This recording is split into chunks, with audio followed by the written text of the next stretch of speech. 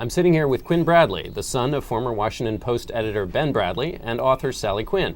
He just wrote a book titled A Different Life, which is the story of his life with a syndrome called velo-cardio-facial syndrome. Quinn, tell me about the book and why you decided to write it. Well, the name of the syndrome is velo-cardio-facial syndrome. All right. Don't worry about it. And but it's known as VCFS, for those who mispronounce it like yes. me. And a lot of people do because nobody knows about it, and it's so weird because, like you said, it's the second most common syndrome after Down syndrome, and you would think people would know something like that, but they just have no idea that it's out there. And that's part of what the book's about, isn't it? For a long time, you were going through medical procedure after medical procedure because it affects your heart, your throat, your speech, all these different pieces, and people didn't know, so for a long time you were in the dark about this, right? Yeah, there's people, I get emails all the time saying, we spent, just like you and your parents, 14 years on going to doctor, and they don't know what's wrong with it. They think there's, he's epileptic and he's not, and then there's Dr. Robert Sprenchen of Syracuse, New York. And he has saved everybody's life. Because all these people email me, what can I do? And I had to say, well, just go to Dr. Robert Sprenchen. He's the expert on this.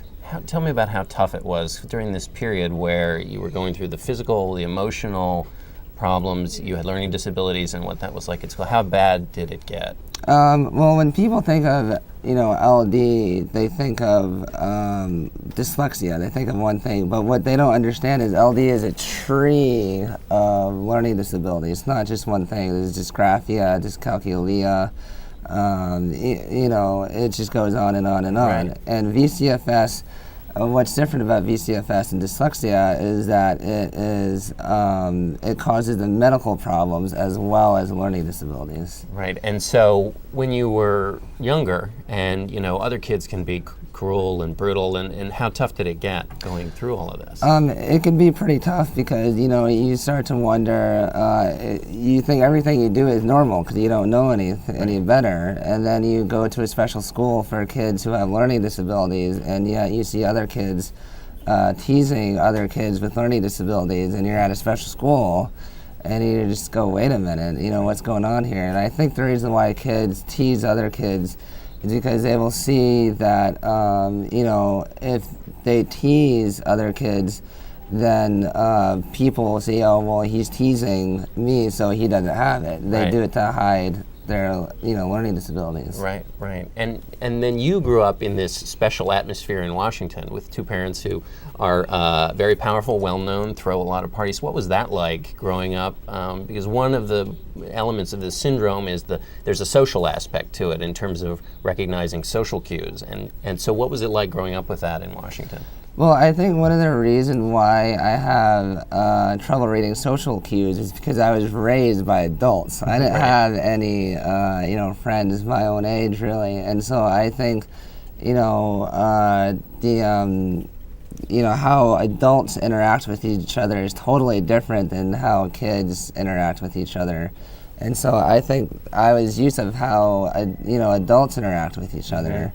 And so my mom's friends, which also led me to being attracted to older women as well. And, because all my mom's girlfriends would come over and they were all these hot older women. And, to me, that's what's beautiful. And it was a different life growing up. Right. And you and I share something, which is that we're often introduced by our parents first, and people hear about them first. So in some ways, is this book you're, stepping out of that special life you grew up in? Yeah, I think, I've always, since day one, I've been in my mother's arms, and I've never really left until now. And as I describe it, I feel, we all go off into the wooded forest, sometime and leave our mother's nest. But with me, I'm going off into the wooded forest with a broken leg or something. Right.